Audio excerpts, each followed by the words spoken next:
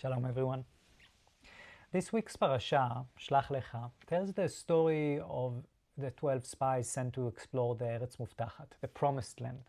The word promised, Muftachat, comes from the same root as bitachon, security. The land has already been promised or secured.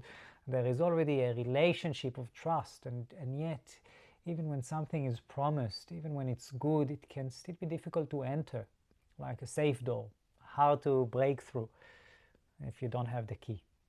So the spies return from the promised land and say, we were like grasshoppers in our own eyes, and so we were in theirs. They saw giants, then described how they saw themselves. So the challenge wasn't only the giants standing before them. The challenge was the smallness they carried within. How often does this happen to us? We stand at the edge of new opportunity, a difficult conversation, a change in our lives, a deepening of some sort. Like the Israelites, standing at the border of the promised land. We stand at the border of the unknown. And then a voice pops up and says, oh, I'm not ready. Oh, I'm not worthy. Oh, I'm too small. Oh, this is not for me. Oh, I can't do this. And in our practice of mindfulness and breath work, we again and again come to practice to learn that our thoughts are not facts. Just because a thought appears doesn't mean we have to believe it. So the spies saw giants and became small. But Joshua and Caleb saw the same giants, and they remembered something much deeper. They remembered who they were. This is very powerful because we remember not just our thoughts.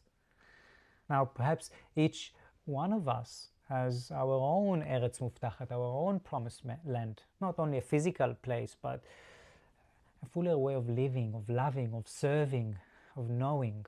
So the question is not whether there are giants in the way or not. The question is whether we meet them from a place of fear or from a place of bitachon, of security.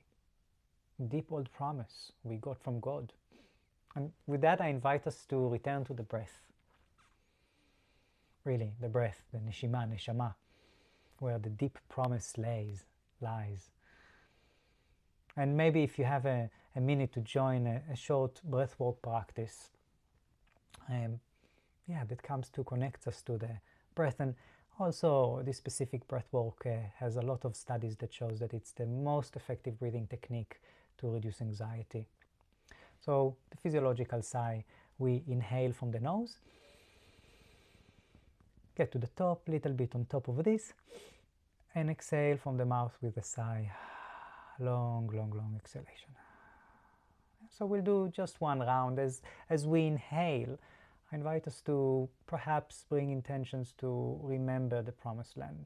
And as we exhale, maybe let go of those stories that make us feel like grasshoppers. Well, you're welcome to join. It will take less than a minute. So starting with a straight spine, if that's available for you.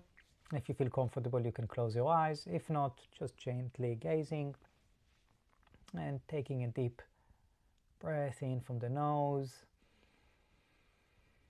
On the way, belly expand, ribs expand, chest rise up. On the top, little bit pause and perhaps little bit more in.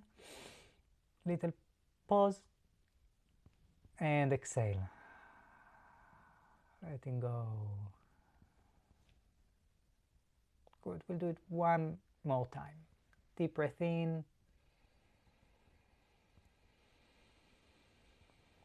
And getting to the top, little bit more in. Little pause. And exhale with a long sigh.